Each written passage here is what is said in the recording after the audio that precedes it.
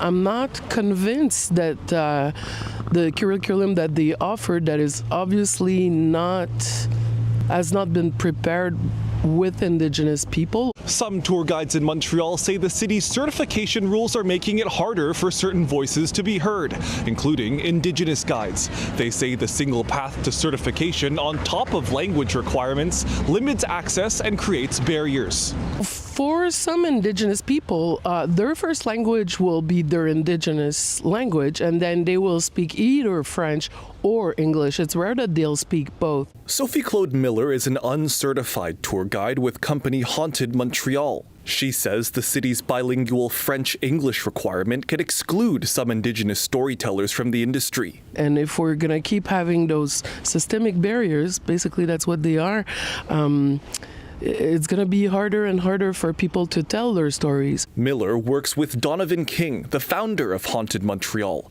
One of his tours explores what he calls the colonial secrets of Old Montreal. You need a guide with lived experience. You need someone who understands what it's like to be on the receiving end of colonialism. He says the current training program for the city's tour guides doesn't fully prepare them to tell the stories from that perspective, and he's calling on the city to repeal the bylaw before the beginning of the summer. You're basically taught that, there's only 3 Indigenous groups here, the Iroquois, the Algonquins, and the Inuit. That's not true. There's 11 First Nations in Quebec. Montreal is just one of 2 cities in Canada to require tour guides to obtain certification before they start working.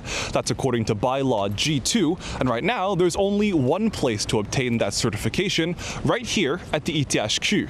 In a statement to City News, the ITHQ said that the single pathway primarily serves as a guarantee of quality. It ensures that certified guides possess both strong guiding techniques and in-depth knowledge of Montreal's history, urban development, and society. The school says history makes up just under 20% of the 240-hour course, describing the content as an overview of Montreal's evolving history from prehistory by situating it within the history of Quebec and Canada. But for Anglophone tour guide Misha Pelletier, language is also a barrier. Applying to a school like that, where it's 80% French, the possibility of actually getting in is hard. And if my French language is not proficient enough, then I'm not accepted.